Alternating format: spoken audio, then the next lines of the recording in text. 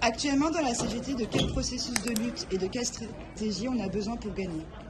D'abord d'une stratégie nationale qui affiche un objectif très simple en lien avec les réalités auxquelles on est confronté. C'est-à-dire que nous avons un gouvernement aux ordres exclusifs de la finance internationale. On sait que cette réforme elle est faite pour satisfaire BlackRock et les compagnies privées d'assurance. Donc on doit afficher un objectif très clair, c'est le retrait, l'abandon de cette réforme-là, mais il faut y compris qu'on détermine la manière d'y arriver. Pour ça, il faut qu'on arrive à bloquer l'économie. Parce que le moment où le gouvernement va annoncer qu'il recule, c'est le moment où le patronat a le droit d'appeler pour lui dire ce que tu cherches à nous faire gagner en mettant à disposition X milliards dans le cadre de la réforme des retraites, nous sommes en train de le perdre par les grèves.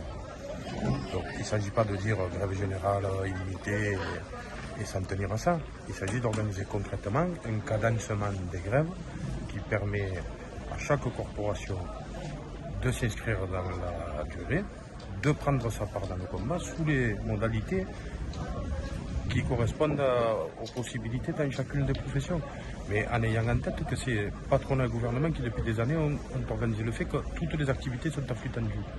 Donc à un moment donné, ça nous l'avons payé par des fermetures d'entreprises et des licenciements. Donc à un moment donné, il faut que ça soit un avantage pour nous. Le fait qu'à chaque fois qu'il y a un absent dans une équipe, dans un service, ça perturbe la production et l'activité. Donc quand c'est par la grève, c'est encore plus fort.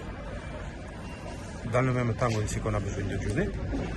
Il s'agit d'organiser concrètement l'entrée de toutes les professions dans un calendrier. Encore une fois, ça doit nous permettre d'impliquer le maximum de professions, parce qu'on est vraiment sur un mouvement interprofessionnel au niveau qu'il nous faut, et dans le même temps permettre que ça puisse durer jusqu'à la victoire. On a les moyens de le faire, il faut en avoir la volonté. Voilà. C'est ce qu'ont initié nos camarades, notamment de la pétrochimie, de l'énergie et des ports d'eau. Encore une fois, on n'est pas sur une grève par procuration, ça ne marchera pas et tout le monde sera pénalisé. Donc il s'agit maintenant de regarder les conditions dans lesquelles on fait rentrer tout le monde dans l'action. On a besoin de temps forts interprofessionnels, comme le 31, comme le 19.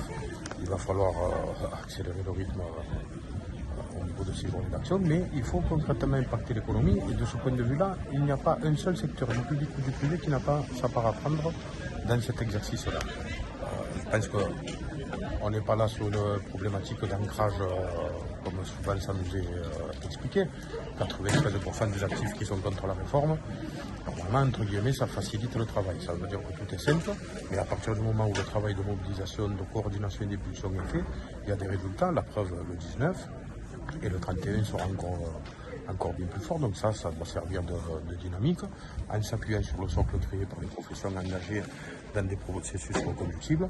Voilà, la CGT, l'intersyndicale, doit jouer son rôle et permettre que chacun prenne sa part. C'est en réalité pas plus compliqué que ça, même si dans le réel, encore une fois, il n'y a rien de simple, mais parfois il suffit de le vouloir.